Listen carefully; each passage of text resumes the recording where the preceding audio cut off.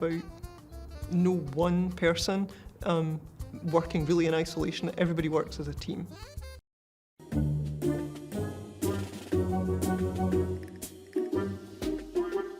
Yeah. Hi. Yeah, I'm calling about jury duty. Yeah, listen. Yeah, I keep getting your slips for jury duty, and I'm ready. I'm coming in. Yeah. All right. See you there.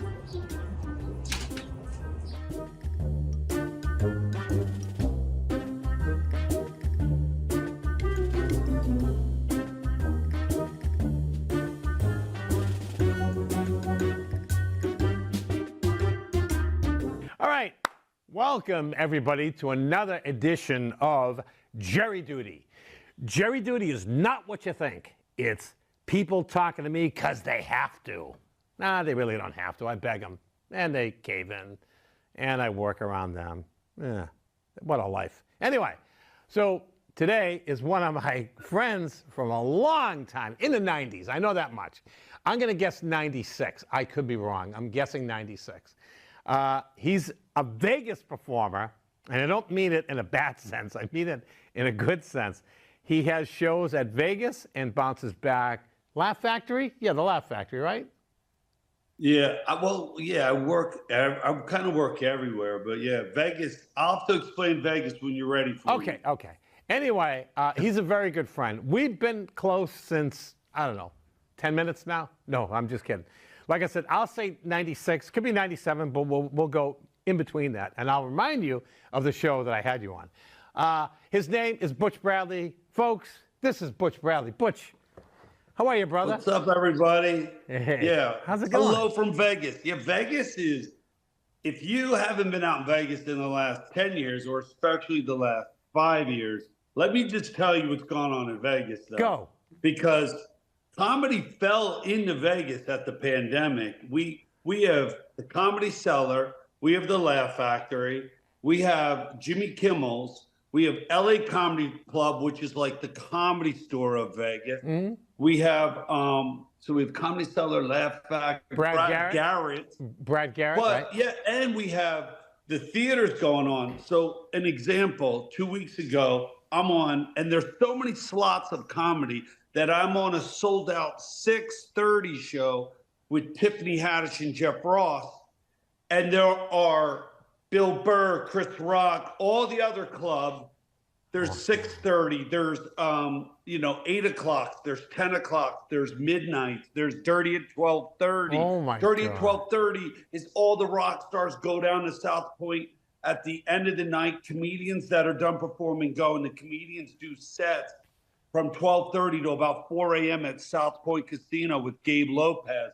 They're comedy and entertainment on the same strip. You're talking about Cher, Lady Gaga, Usher, Springsteen, and Sting. Yeah, the Eagles are coming, right? The Eagles. Eagles. We've got U2 in the Sphere. I mean, Vegas is the top performers in the world 7 days a week. It's a whole different thing than it was 20 years ago. Like LA is flatline. New York has got a little bit of a pulse between Gotham Comedy Club and the Cellar and maybe the Stand, but Boston Vegas don't have much of a insanity. Pulse. Boston's pulse is irrelevant, correct? Because there's kind of Nick. I mean, is it nothing Nick? Because the connection's gone, right? And they have the World of Theater. Yeah. That's the big mecca.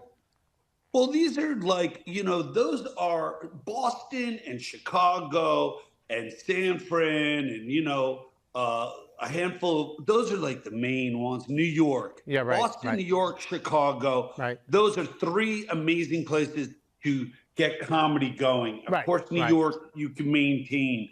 But I think New York and LA, it looks like they're still about 3 years away from being where they were before the pandemic. So you think the pandemic not knocked them out, but hurt them badly, right? Because it knocked out.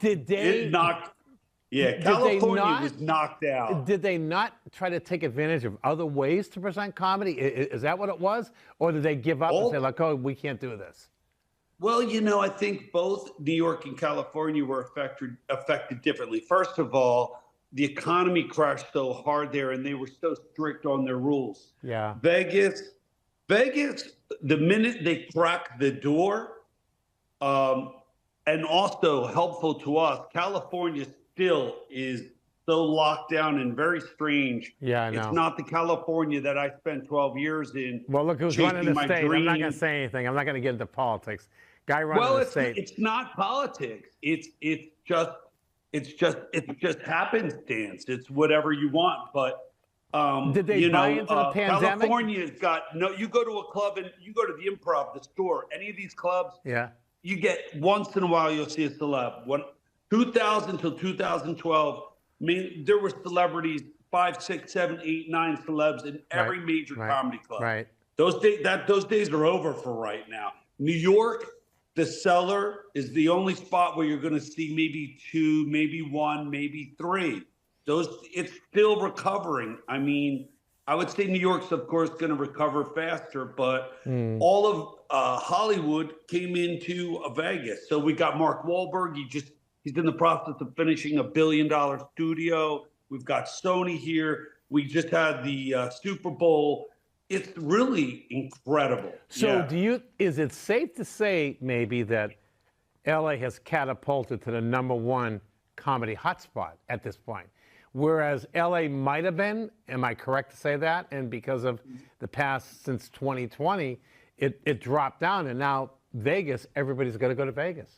Am I right? Well, yeah, Vegas 100%. I mean, it honestly is bigger. Comedy is the biggest. Comedy is so big in Vegas right now. The only comparison would be original Boston with that original Lenny Clark, Sweeney, Stephen Wright period of time. Right, which is a while back. That's a while back.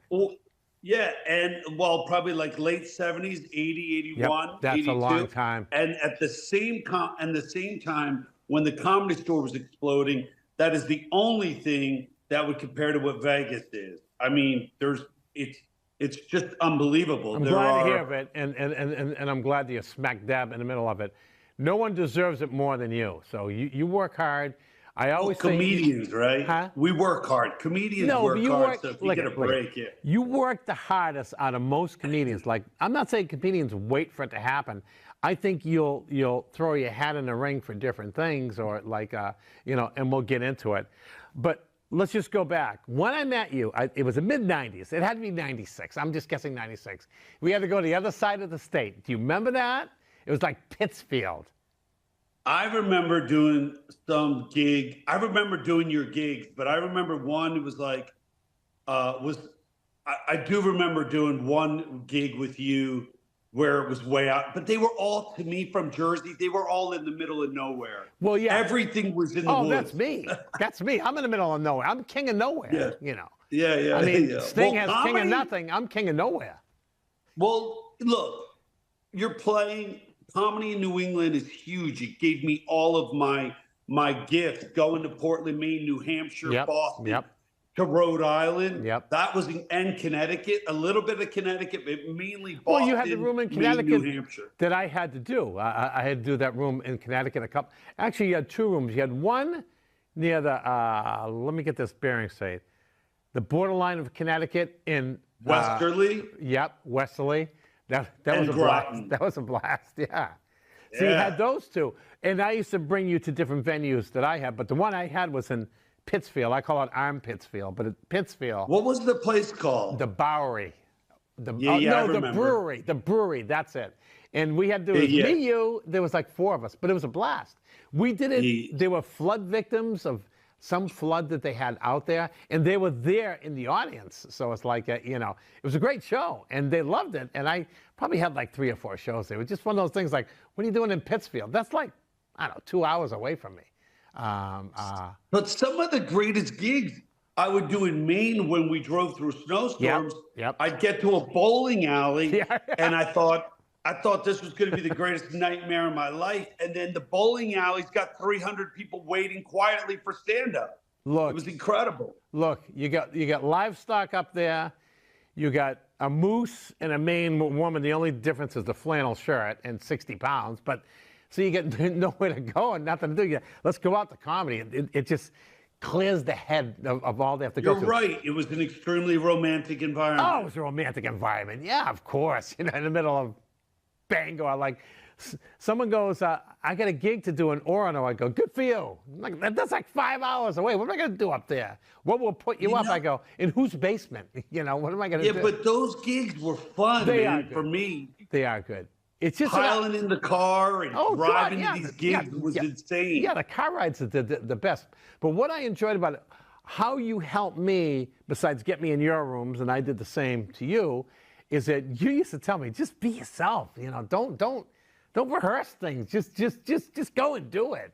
And now I'll do crowd work, or I'll talk to people, or I'll pick out. I have old jokes that I dug up and brought back, and they're better, But that's because of you telling me that, not because of these phonies that say like, "Oh, you got to stop doing impressions because it's not good." Well, stop doing impressions because I get laughs. Is that what it was? But I did, and once I started doing about me, you chimed in and said, "Yeah, people got to know Jerry Caruso," because people knew you right off the bat. The way you. So you were one of the few, and there are others, but you take command of the stage, not in a bad way, not like, hey, it's my stage, get your feet off of there. It's not that, but you took the command, and they all knew you from right off the bat. And I says, I gotta be like Butch Bradley. I gotta be like Butch Bradley.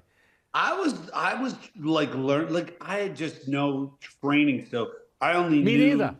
And to you can tell. dialogue No, I'm just and kidding. to be me and to sort of. But I learned from all of the Boston comedians, and we've talked about this before. But Bob Marley was an incredible mentor to a lot of people. Bob he cracked the door for me in Hollywood and got me auditioned so I could try to get in. And I got past it a lot of like Laugh Factory.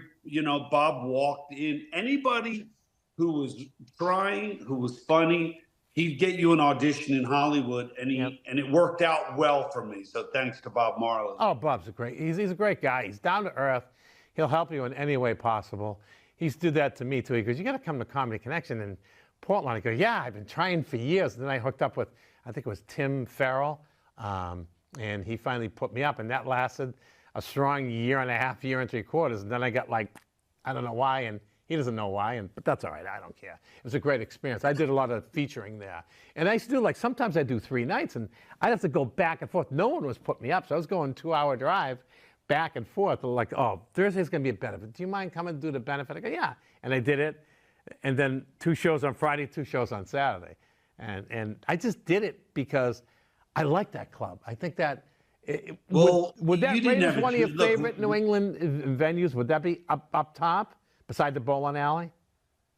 Wait, what? Would that rate as one of your favorite venues? Did you like Comedy Connection Portland the best, or? Oh yeah, Why? That was magic. Why? Because everybody was right there. Because it was packed. Yep. The room was tilted because the pier was falling into the bay. I thought it was stadium seating. Stupid me. Yeah, no, I'm kidding. Right. It was packed with this purity of all these people loving to come see live comedy. Yep. And it was the old port of Portland. Yep. And Old port. It's cobblestone, and there's family-oriented people, and you go out, you have a couple beers, you're eating seafood. Yep. It was really a kind, healthy environment to get going in my early comedy career. But wasn't that, if you think about it, the difference was a vast world of difference between all 3. Providence was different from Boston, was different from Portland. Not all the same. No way. And Providence was difficult. I was still so new, but the Comedy Connection in Providence, I had auditioned. I had done a couple spots there, but that manager was very mean, and I was new. And Boston, I went to Boston and started in Boston. I lived in Austin. Right. And I was doing okay, but there were too many new guys. Right. That's why I moved to Portland, Maine. When I heard Bob Marley move to Hollywood, I moved to Portland. That's right. And called the owner, Ollie, and said, I moved here. And he said, why? I said, because you need a host middle guy who will do all the shows. Bob left for. And that's And I was in definitely the you. improv group, the ID, and the ID was doing really well in Harvard Square. We I got remember some that. heat from Yeah. Comedy Central. Right. We put the ID on Wednesday, and Right. then I would host Thursday, Friday, Saturday, Sunday. And he just let me because he couldn't believe I moved to Portland, Maine. Do you He couldn't think, believe it. was that going to what year did you move to Portland? Maine? 2000, 99? No. I was in Hollywood in 2000. So you had to be in Portland before then, 97, So it 98? literally was like 95, 96, 96, 97, 98. I lived in 97, 98, 99. I lived in Portland. So I was close. I said 2000. You were close. I had only done comedy though in 1996, like 2 times. Right. And then when I I remember. like, you would get up once a month. Yeah, right. So right, crazy. Right. But do you think that Portland, Maine could have been a turning point in your career? Kinda, sort of? Did Well, that put you over the top? basically, Did that, if where I you didn't- developed? Is that where you developed? Which you are developing, come to think of. well, part of my early development was handled in that little wonderful packed family room. Yes. Yeah. Because it kind of forced you to interact with people because everybody was like, if I'm standing here, they were right here. They were around you, which I found that welcoming. I found that to be a great thing. But that was before I tried to delve into crowd work because I said, if I do good here, I'm not going to do crowd work. They'd be like, oh, you do crowd work too? I just want to get into my act and do my act. And they started to feature me, which was a good thing. That helped me not turn the corner, but in some ways in a professional comedy club where Boston Comedy Connection, huge stage, kind of touristy, yes, because you couldn't do a Maine joke there because nobody knows what Maine is. I was so new. All I did was do my 5 minutes and be terrified. Right. I thought, and it was a terrified, and Providence was iffy. It didn't make you feel at home. Portland made you feel at home, kind of. I was new, man. Though in Boston and Providence, I was new, and then when I got to the Comedy Connection Portland, I started to grow. But back then, people weren't discussing crowd work. The confusion not between you and I, but the new guys, they don't realize that they shouldn't be doing crowd work at all. Nope. And even guys here in Vegas who try and do spots, they think they're doing crowd work. There's really, honestly, only a few people in the entire country who actually do move through material through and create a scenario that's connected improvisational. It's not what the other side of it is burning the room. Where are you from? Yeah, right. Idaho. Okay, where are you from? And then all the young guys think that's crowd work. It's not crowd work. No. And what happens is if they think they're doing crowd work, which they're all putting it online, the embarrassing thing that they're not realizing, but it's not their fault, it's generational. The bookers, the network, everybody gets vetted now. So if Right. I'm going to do an interview or a TV spot, they go through and they look at all these pieces. So like this last 5 years of all these young under 3-year comics who put all their material online because they think it's good because you naturally think you're good. You don't know what you don't Right. know. It's all on the internet and it's all mostly bad. So, true, and I agree with that. Because they're not doing material. That's So, all. doesn't that- You and I didn't have our material online. no. I was horrible. Right. You know? Right.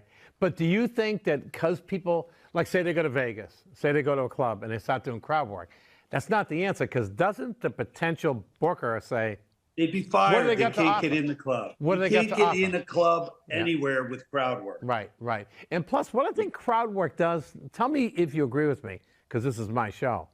I'm just joking. Tell me if you agree with me. When you're doing a crowd work, the problem is if you're getting somebody up front, well, people in back can't see that person, okay? And you're concentrating, focusing on one guy, you're doing really well, jokes and flying. People around it can see it, but the ones in the back saying, I paid to see someone do crowd work, and doesn't it limits you too, because then that becomes a crutch, like, oh, I can do crowd work anywhere. Well, that's all and well, but here's the killer, we're doing crowd work. What if you have a small crowd? You could weed through that crowd in 20 minutes. Then what do you do? Then if you have material, it might be all right because you haven't tested it that well. Am I right on both counts? Well, every comedian's different. Whatever your voice is telling you on how the experience is true to your experience with comedy. I never did crowd work. I'm a storyteller. I was always improvisational, and the way my brain works, it worked through dialogue. So every night I do a new show. That's amazing. That's amazing. That's amazing. I have to because I'm a live performer in Vegas. You have to bring something different to the table every night. I'm sure I'm the only non-celeb with a dual residency in Las Vegas. Yeah, that's right. I'm not kidding. Yeah, everyone else is famous. And I'm like well known, but you are. There's the real celebrities up the street. So I have a residency at Strat LA Comedy Club and Kimmel. It's unheard of, but it's because I just grew up that way, being improvisational. But the way that I dialogue with an audience, it will mention elements of the world and seriousness and the news and my passion. And I write my punchlines on the fly. But that's how I kind of write. But I also have hours of material that will save me if it starts to die. In case, which is good because that doesn't hurt you because you do your storytelling or you do your anecdotes. That's a big word for me. You do your anecdotes in your, did you get that? No? Anecdotes? I did. Yeah, you just don't give me credit. And then you go, like you said, you can rely upon your regular material because people still going to walk out of there saying like, oh, I saw him the other night. It's so different because they think that. I mean, I'm not saying if you did your own set, like say you do your best set, then you change the order around. Although some people aren't that educated. Wow, that was different. And it's like it's the same joke in a different order. But at least you do that, which is very difficult but then again, you're adaptive to your environment, which, another big word, you're adaptive to your environment. And that makes you quite the entertainer. It just changes things around. Look, after the pandemic, I got lucky. I was in the first with who? And only what? See what I said, with who? I'm just kidding. You said you got lucky. With who? I'm trying to tell jokes. I interject every once in a while, but go on. You got lucky. You got lucky. I hope that tree falls over and knocks you out cold. You wouldn't want that. Your mother minutes. would never forgive you. That guy that always asks about me and never met in his life. Why would you wish that on him? No, go ahead. I'm going to psychically tell the tree to attack. After the pandemic, Vegas opened up. I was in the first open and only open comedy club in the entire world. True. And I tell you this because I was very lucky. I got to be on stage 7 days a week from then until now.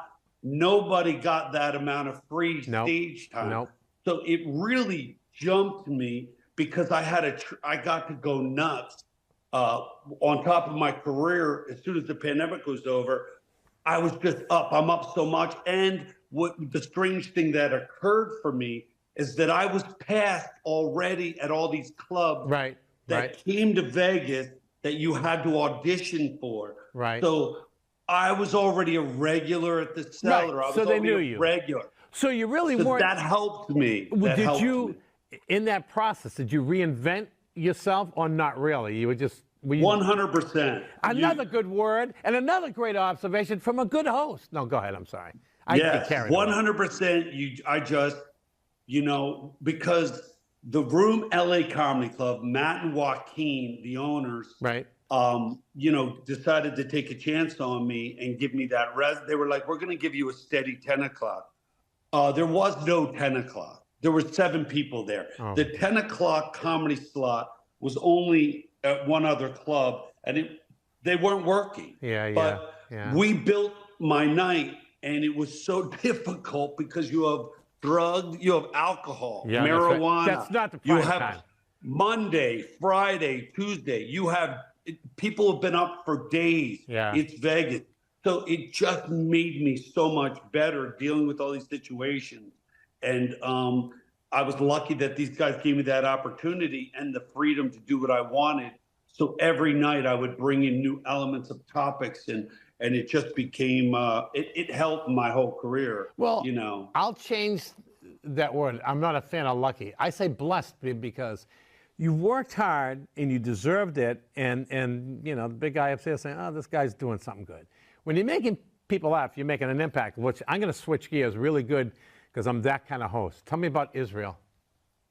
Israel was absolutely incredible. We were the first entertainment brought since the October 7th attack, and we were there for the first entertainment in all of Israel to bring some relief and also to see how it was going to, be accepted. We did 6 sold-out theaters. I went to all the locations, and here's an interesting note. People politically, no one in Israel. They're not yelling angrily. They're family. They're peaceful. They're hugging. They are. They don't even. I never heard one Israeli ever in my 5 visits and my 2 wars ever say anything negative other than we're at war. We were attacked again. They're family oriented. It was a really touching experience. I went to all the locations. I went to Rahim, where the dance was, where they were outside at the rave, and we're educated on it. I got to hear, survivors telling their story in Hebrew, translated in English, with soldiers getting a bite to eat while there's gunfire and airstrikes, because I'm right at the border. And, also in all of my trips to Israel, I've had rocket attacks every single solitary time from Gaza and from Hezbollah. And the interesting part is maybe 20, 30, 40, 50, 60, 70 rocket attacks that I've only experienced in Afghanistan and Iraq, and Israel did not retaliate. Most of my visits, it's just a common part of it.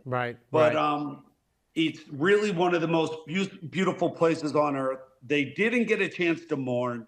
They put their uniforms on and they went to the front line. And it was the theaters, people hugged me, told me how they had kidnapped people, and it was incredible. See, you yourself, amongst the other people, the other comics that came with you, made that impact.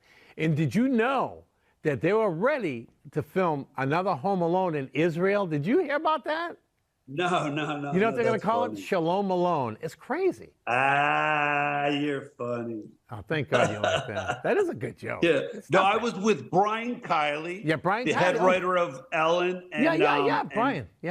Nice guy. And Conan. And then I was with Peter Berman, and I was with Avi Lieberman, who puts the Kobe Mandel Foundation comics out there. Wow. Yeah.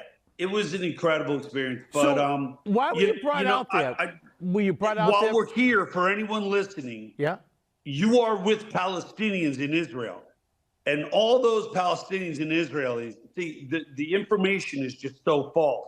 It's Palestinians, I'm eating bread with people from Palestine who don't want to be there because they want Hamas out. Right. And people keep saying, what are we doing there? If any American had their grandmother, their infant, or their brother held hostage somewhere, they would never stop. So it's really crazy. But Israel, believe it or not, is calmer and more peaceful than we are. Now, it's hard to believe right now, but I swear. So what was the reason for you all to get out there? Was it not to entertain the soldiers, it's just that they wanted to bring shows, just to bring some kind of levity and some kind of humor in there? We were raising money for October 7th victims. No way. Oh, my God, that's awesome. Butch, I honestly didn't know that. I follow all your posts. I just like and say and show a face like this, no, I don't do that. No, I'm a big fan. But I think it's a great thing. So what I think we're not in the same boat, because your boat's along the Nile or wherever it's, what's over there? The Nile? Euphrates? What's over there? I don't even know. We're in the same boat in that we both faced the pandemic head on. What I did a lot of Zooms. I did a lot of outdoor shows. I did a lot of online shows. I did a lot of radio. So I wanted to keep it alive. And people say to me, why are you doing all this? I go, the pandemic's not going to knock me out. And that's exactly what you were. Because I saw what It you were almost doing. knocked me out. I was doing a lot of drinking. I was going, what's going to happen? Oh, where's my money? How come unemployment won't recognize what a stand-up comedian is? They don't. They don't. Yeah. Oh my God. It was horrifying. But then I snapped out of it, and then that's bound to happen. That's bound to happen. Yeah. So, that was a tough time. But I hate to say this, only the strong survive. Look, I'm not a big headliner. I headline little shows, but I do my thing, and I take on things that no one wants to. No one wants to do a church. No one wants to do a senior center. No one wants to do elderly housing. I mean, I'll go do it, amongst many other things. I get interviewed. I get asked to do podcasts, which is good because my name's out there. But I didn't want to leave any stone unturned. I don't want people to say, like, well, you haven't been doing much. It's like, what are you doing all this for? I go, because I want to make people laugh. Now, let's switch gears again because I'm checking the time with 20 minutes left for the 50-minute trial. You did Soldiers too. Was that a previous trip? Was it USO? Did you do that? Or what did you do with Soldiers? So I've been to Afghanistan 6 times. That's right. And then I've been to Iraq twice. Wow. I've been to Guantanamo 5 times. And then I've been to a lot of places that there are soldiers that don't exist. Wow. So I just, you know what? I did Bob Hope's 100th birthday years ago in Hollywood. It was like 2000, I think it was. And I had just been to Korea and Bosnia and Kosovo. Jeez. So I knew some inside information, and I had played with the audience. 9/11 happened. I had high clearance to be able to go into a war zone. No kidding. Just because we had already been in and cleared. And after I did Bob Hope's birthday, they asked me if I wanted to, be involved. And I spent that first like 8 months trying to get in. So I was also one of the first tours ever to get in there after 9/11. So now, what was like? I know you say you did Israel, and you hear the rocket attacks, and what was worse, being in Israel when you hear all the background, or these other countries? So Afghanistan and Iraq, you're in a war zone, but you're still American. You kind of don't always have a touch with reality. Right. Afghanistan probably was. I had more heated situations. Yeah.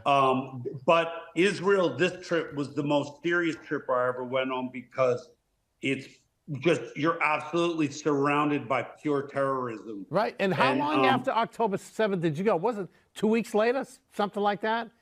It was October, November. It might have been 2 months later. 2 months later. It was before Christmas and before Thanksgiving. I remember that much. Yeah, I'm trying to remember the date, but it was very quickly. But because it wasn't that far. They had established a foothold in the southern part of Gaza, so we were. Nobody was. I was the only person walking through LAX to go through. Israel security to go there, and you have to be invited by Israel and on the list of clearance. So it was an honor. It was a great honor. People say, why would I go? I grew up with everybody. I'm American. My neighbors are Jewish. My neighbors are this.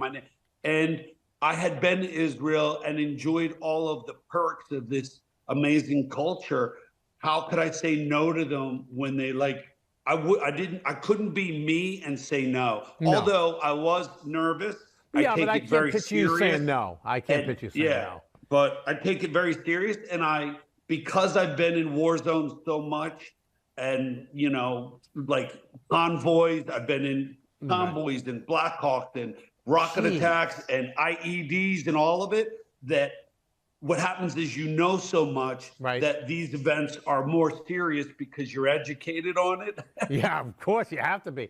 I mean, because they probably brief you before you go, right? They probably tell you like, okay, this is what to expect. All the military gigs do, but Israelis are all usually 2+ year military trained, and the entire country was armed. Right. So you would see a woman pushing her baby. She might have her M4. People are armed, and they are. It's really hard to say because Americans are very boisterous and very like, when 9/11 happened, we were, like F you and go get them. And Israel's not like that. No, they're Israel not. No, is they're like not. a calm, family-oriented. They're warriors because they hold all that pain and then they go. They're they're a very strong group of people. To me, they're the best allies. Pride. Yeah, they're best pride. allies to have. They're well versed. They're like America to the second power. They're that good. They train everybody, and they all do it for the love of country and for the love of people. And since we're on the topic, from Israeli intelligence to me, like, because they're trying to make us emissaries. Mm-hmm. What happened was there was really going to be real hardcore peace in the Middle East because, like Dubai and Saudi and all of them want you and I to visit that part of the world. But what happened was Iran didn't want peace at all. And they had been training the Hamas unit since September, since 2015. Exactly. So what happened was they activated the Houthis to attack the Red Sea, and they had activated Hezbollah to bomb the north, and they activated the October 7th plan because they wanted to cause the greatest havoc because they wanted Israel to strike back because for some reason people don't really remember what happened to Israel October 7th. No, they don't. They have a short memory. I don't know why. It's all little neighborhoods. It was so crushing to drive through these neighborhoods. Sad. And I'll tell you, I watched the scene. Is really crazy. It looked like a car crash, but then I remembered I had seen this on Instagram. All the cars are in the same position. There are 4 specialists from the Israeli unit who are there on their elbows, crawling, picking up fragments of bodies to make sure that each person is buried in their hole. So the what took place to Israel, and it's a thin fence line. And I always ask people to think, what was Israel doing before October 7th attack? They were calmly living. And they did not think for 1 minute. They actually thought higher of their neighbors. They never thought they would do this. And that's the impression. They never thought they would do this. No one's ever said sorry. And no one ever said, we're going to return the hostages. So anybody out there doing their political arguments, have you heard, I'm sorry? And yes, we have your infant. That's all. And crazy. And I've done synagogues, and I find a Jewish audience to be very good. They're very attentive. They want to be entertained, and they love to have a good time. Matter of fact, the first synagogue I did, it was early in my career, like 6 years in my career, had to go to Malden, go figure. But Malden, Massachusetts has a big Jewish community, big synagogue. And so I went in there, and so my first joke goes, the Jewish woman there, well, she obviously was Jewish. She goes, you need to do some Jewish jokes. I go, I'm Italian. So I went and wrote 3 jokes, and I actually did that. I was an hour early. First joke was right when I walk in, the girl goes, would you like a yarmulke? I went, I got a Toyota. I'm all set. And they really liked that. That opened the door. That opened the door. That was good. But it's cute because, but it's so weird. Like when you're forced to write, that's when I used to write. Now I just riff, But but it worked out. It opened those doors, and it was like me, Mary Ellen DiPetrello, and Johnny Peasy. It was like a law firm. We were working, cool. But we were working for the synagogue. You know what I mean? Synagogue hired us, it's so funny, but it worked out well. But I find them to be a real good audience. So I'm sneaking a joke because I'm funny. They're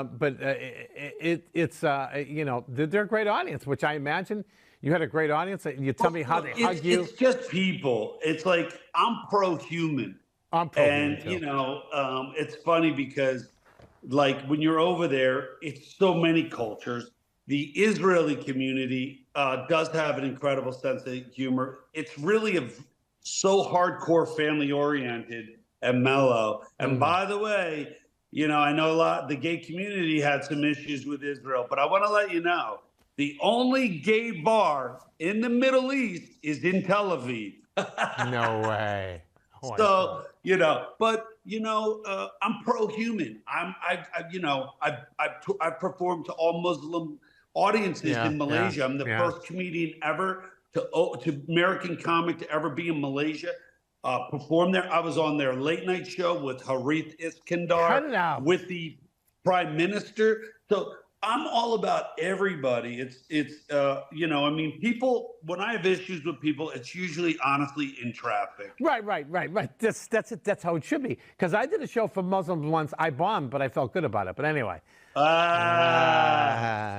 right. No, but I welcome any audience so I teach class still. I know. What gives me the right, but I do. And I tell the students, I go, doesn't matter how large the audience is. Doesn't matter how boisterous they are. Doesn't matter what color they are. It's just that you're there to entertain them. Don't focus on, should I do this? Should I say this? Should I do this? Should I say? Just be yourself and just entertain them because that's what they want. They want to say, what am I 20 bucks pay for? What am I 30 bucks pay for?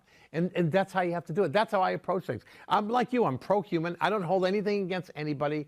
I just go and have a good time and want to entertain them and want them to walk away saying like, and that's how you are. That's not your creed. That's not your credo, but it's pretty close to it. Well, after touring like the last 24 years around the world, probably I've literally toured around the world probably 40 times. You have. You just realize everyone's got mom, everyone's got dad, Yep. Everyone's got an uncle they love, Yep. an uncle they don't like, Yep. children, money. They want to live, they want to eat, they Right. want to celebrate their families. It's Right. all the same. Yep. But governments can create the issue, but people, they're primarily the same. Oh, they are. They are, for God. And people don't realize that. And that's where the younger comics always get a wrong impression. They look at the crowd and go, don't look at the crowd. Just go do your thing, and you'll be satisfied, and you'll be happy. Like, I've learned, it didn't take me long into my career. Like, how and I won't name names. Like, if you work with a headliner and you book the show, it's a small crowd, and they look at you and say, this is going to suck. I go, no, it's not. It's how you're going to get paid, and you're going to prove to me that you're going to slay this audience. And they do. And they go, that wasn't so bad. I go, I thought it was going to suck. That's what I tell them. And they laugh at it. But even people doing it for a long time can look at things that way. And I've seen it. I won't name names. I've seen some headliners be like, it's like, no, they're coming to see you. Despite the conditions, or it was a bad night, or people didn't want to go out. Take these 100 people and make them laugh. Take these 10 people and make them laugh. Because if you don't do that, then what job are you doing? Are you trying to handpick your audience? No. You'll welcome anything, as if I do too. Like I'll take 1,000, I'll take 100, I'll take 10. Some girl the other day took me for 50. Vegas is, you don't know. See what I Vegas, said? Some girl the other day took me for 50. Stop! I get you to laugh. That's all that matters. You're funny I always wait for you to set up these Jerryisms. These geriatric. Geriatricisms. I never know what you're I'm up going to to. be 69 soon. Ugh. Yo, you're killing it. You should be proud of that. You look amazing, man. What do I look like? 66? No, I can't believe how old are you? 69? 68. I'll be 69 in November. That's incredible, man. Yeah, I thought you were like 56, 57 for real. Butch, Yeah, if I was gay, you'd be my... You're healthy, but you run. I remember. Don't you ride your bike? Yeah, or run or something? I run, and that's coming to a halt as of February because of my knees. But that's okay. I ran since I was 25, so that's a lot of years. That's a lot of years. So Yeah, it's like 40, 45. So now I'll switch to biking and working out, but a lot of my workout is the stage itself. Like, I did a show last night in New Bedford because I'm big, and the guy said, there was another joke. So the guy said to me, I can't believe the energy you have. There's only 20 people here. I go, I don't care if there were 2 people here. How would you do with them? I go, screw them. I would have left. He goes, no, come on. I go, no. But I mean, I'm there to put on our show. I'm there to sell Jerry Caruso. I'm not there to say like, well, I hope you like me. Oh, my girlfriend just broke up with me. Oh, I'm divorced. Oh, I live in my car. Well, that's every comic. I realize that. But it's like, well, you just got to tell your story, go slow, and, you record it. And then when you hear the laughs, that's the punchline or the hit points. And then you trim the fat, and then That's you it. squish it. That's and it. Continue it. Hey, continue wait, it. am I doing something wrong? Are you advising me now? No, I'm kidding. No, you're fine. So listen, do you act at all? Do you ever get a chance to act, or you won't? I love acting. I'm in a movie that's coming out with Which Dennis one? Quaid called Reagan. No way. How much Yeah, time I've did done you a have? bunch of little things. I've done Yeah. a bunch of little things. That's cool. But 'Cause I this did a one, movie- the Reagan movie, is the biggest movie I've done. I did a movie called Poor Paul. 5 seconds. 5 That's seconds. awesome. That's all you saw me. But it still counts. It still counts. Yeah, yeah, I didn't yeah, say anything. yeah. Just me getting bet up by an Asian girl and whatever. And then I did a promo with WWE, right? You know, World Wrestling Entertainment. And 5 seconds, you see me bend down and get my coffee and talk, and then I move back. But somebody goes, Well, it's fun. It's entertainment. It is It's like, entertainment. you know, I mean, I get calls for stuff. I just booked a giant voiceover I'm not allowed to talk about. I'm up for 3 other roles this year for movies. But it, you know, Sean McNamara, the director of Soul Surfer, is really who launched me. He saw me early after the pandemic, and he liked my improv. I love it. So he gave me my Amazon special. Nice. And, you know, him and Todd Fisher, Carrie Fisher's brother. No Crazy, way. right? Yeah. So David Brookwell, Sean McNamara, and Todd Fisher, these people gave me a dream. They said, what do you need? We think you're really good. I said, I need a special. They gave it to me. Wow. And later on, Sean McNamara had me improvisationally, part of my thing I do is script writers will have me improvisationally riff character dialogue. Oh, I love it. To find where a character would go. So I did that for Reagan, not knowing the whole point was I was going to be in Reagan, because as you know, you don't always believe things. Well, I got a call and they're like, we need you in Oklahoma. I laughed and they're like, Mr. Bradley, we're not joking. You're booked to leave in 2 days for Oklahoma for Reagan. And I was like, oh my God. And I got there and I worked with Dennis Quaid. They had me do, they tore Dennis up all Quaid's a the good guy, script. right? Quaid's a good guy? If he wasn't, I would have been in a lot of trouble because they had me improv with him for 2 hours. Whoa. Based on the Frontier, 1954, Reagan's career died. Yes. He's offered the Frontier Casino for some ungodly amount of money. His wife, there's a biographer on set, told us Nancy was so cool. She used to smoke when no one could see her, and she'd have a cocktail. Oh, my God. She said, let's go to Vegas. That's amazing. They went to Vegas, and I am one of the Continentals. You could Google it. Oh, cool. And you'll yeah. see there's 4, but I was the only one with lines. And yeah, it was fun. Send me a clip. It was fun. Send me a clip, and I'll post it. Send me a clip. I can't. It's not out yet, and because I had a picture I put out, I'm out of the loop. I have to wait like you to see it. Why It's have supposedly coming out in Vegas April. people like that? Why? I'm just kidding. There's nothing wrong. They hide it all, man. They don't do. want you to put it out before it's out. Is it true what happens in Vegas stays in Vegas? Well, most people, the only reason it stays in Vegas is because people don't remember what they did. Yeah, that's it. I mean, you know, it's pretty crazy. It all depends. If you come, you could see 5 different Cirque du Soleil. You could see Absinthe, one of the greatest shows in the U.S. I heard. Unbelievable. It's at Caesars. You walk in, it's like an 1880s tent. It is incredible. Love it. There's Carrot Top. There's Tape Faith. There's Murray the Magician. There's David Blaine. There's Penn and Teller. Oh my There's God. Adele. There's Lady Gaga. Right. There's I saw Elton John 2 months ago. Like the Rolling Stones. Bruce. It goes on and on and on and on. So if you come to Vegas.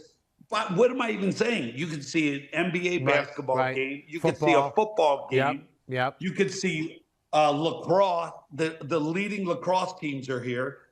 You could see UFC. All the greatest fighters in the world live here. A lot of UFC bouts are there. You can come here without drinking and smoking and partying and have the time of your life. Did you see the Stones? Did you get to see them? They're coming again. My girl always sees the Stones. She's obsessed. They're getting older, the Stones. I saw Mick Jagger. They're getting older. You know what I know. But they are. He's 78, I think, or 79. But I just saw him he walked out and did a set with Taylor Swift. No way. And murdered. None of them could keep up with him. He owned it. He's got that energy. Owned it. You know, when I saw him, right, you could tell he was getting older because what he sang was, I can't hear you. That's what he said. You were setting me up. That's why you kept. Of course I was. This is why I have the #1 rated cable show in Billerica. Is it Billerica or Billerica? I don't know. Are you in Billerica? That's where I am now. See, all those towns are fun for me because I just remember driving. Me, Freddie, Steve Scarfo, and Johnny Joyce did a show for the veterans way back in November. It was great. Everybody did great. They were a great audience, and we raised money for a worthy cause.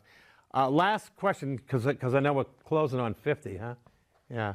You don't even know. You would keep going. I could have deceived you, but I won't do that. Well, I might. How's your family doing? Are they happy for you? Yeah, everybody's good. You know, my family's doing really well. My nephew's getting ready to run his second Ironman in Oceanside, California. Sure. I'm gonna go watch him.